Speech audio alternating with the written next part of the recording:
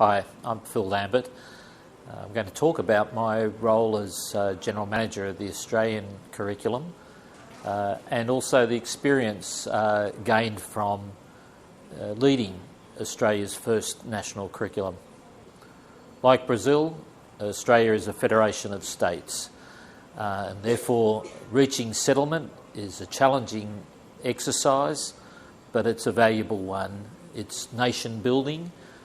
And of course, there's nothing more important than developing the future of your country and ensuring that your young people are skilled, capable of taking their place in life and with the future of the country in their hands.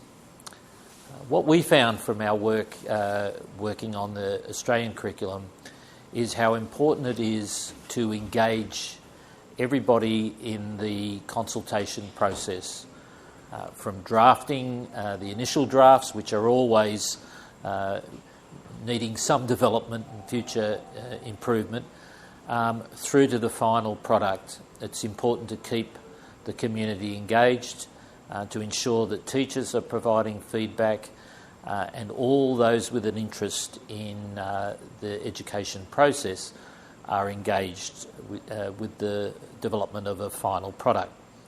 It's also important to be looking at what other countries are doing to make sure that you're not lowering your standards to a point where you're expecting less of what your children can do compared to other countries.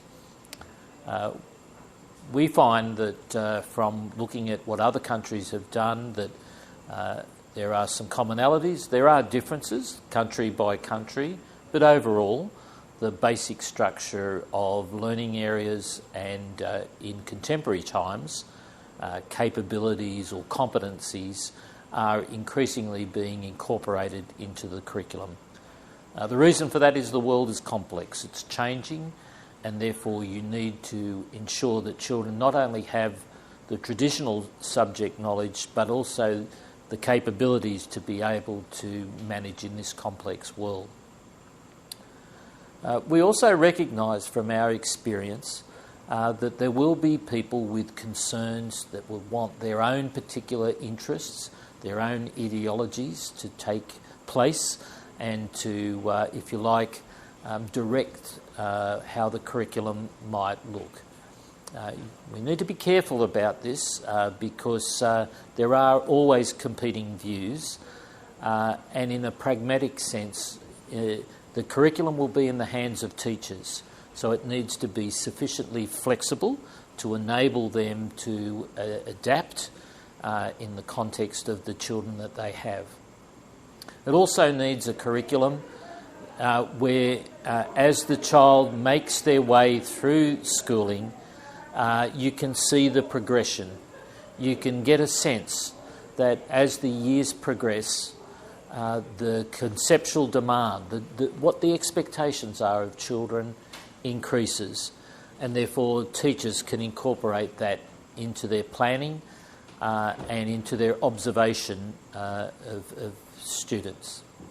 So the benefits of having a national curriculum from our perspective have been we've been able to bring the country together, to establish a common language, to ensure that it doesn't matter where a child lives in our country, doesn't matter what background they come from, what their parents have in terms of resources or income, that the same opportunities, the same access is there for them regardless of where they live. It also means that teachers can share information.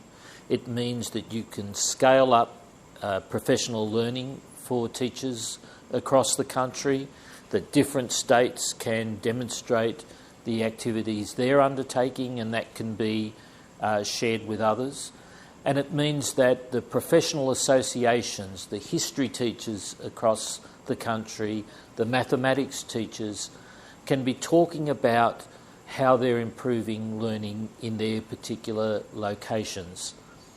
What we've found out of this whole exercise is that we can expect improved performance, we're living in a world now where whatever activities you do, how your students perform, those results are readily available to the world.